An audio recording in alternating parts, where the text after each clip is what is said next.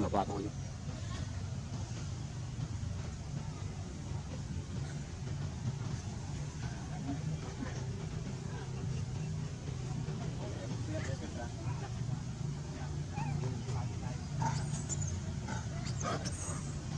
Rồi.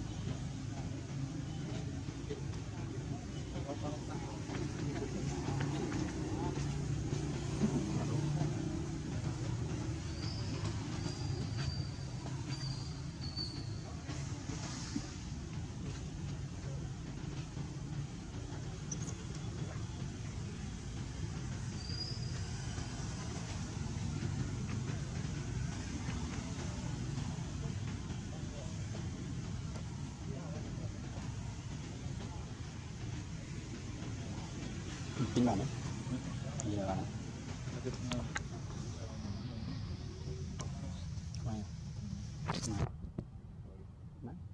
Mà phải bay. Lùi. Lùi. Mình cái bay thằng cái à? Lùi. Bay lùi.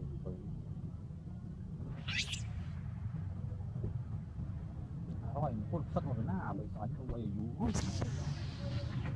Là tao có buồn này.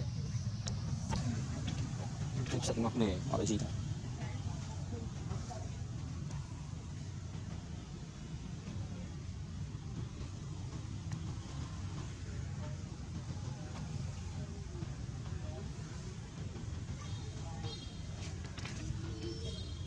Tôi nói về vậy đi anh luôn.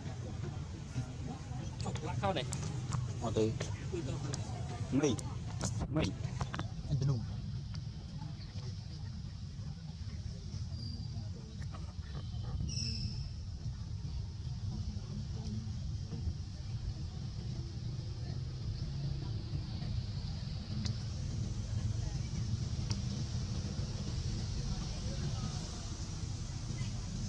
Quên.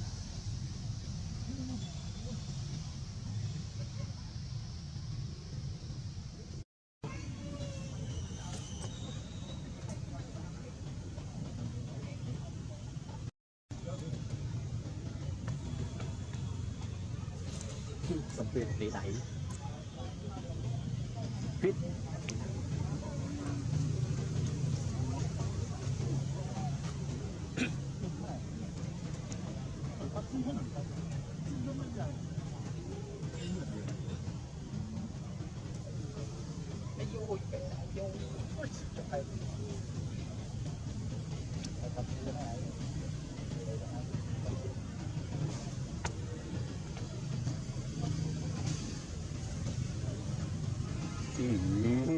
Được vậy một chút đi.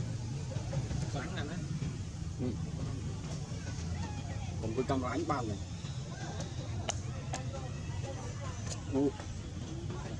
Còn tao có trước lò này. Cất ấy chưa? Đấy, một chào vào tượng.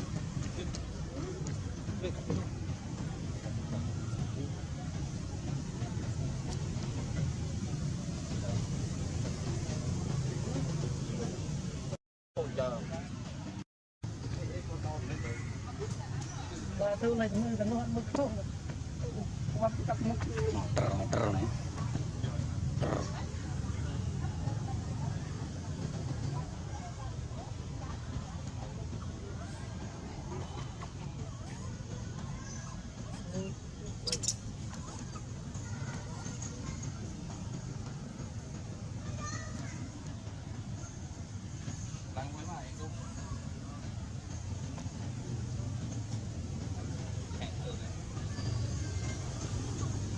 chạy mười men lại thật hả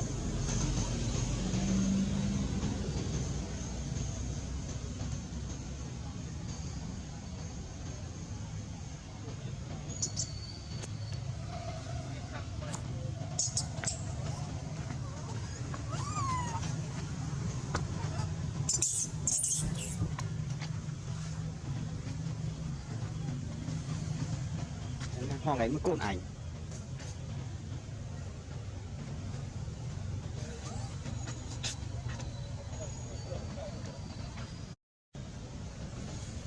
men đến bắt nè cặp mốc trong mốc trong gì vậy đã tư cầm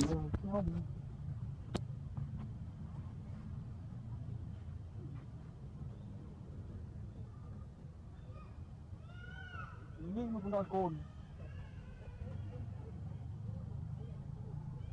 mẹ ta nó không được đúng tôi nghĩ là phải chắc là bạn từ một trên hỏi cực đó nhá chắc đúng không đừng ăn con này nó ăn bên chị mơn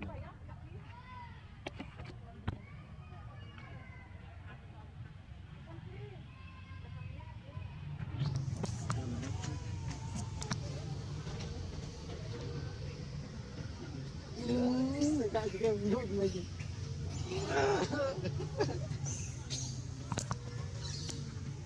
và cùng ta anh chọn sẵn là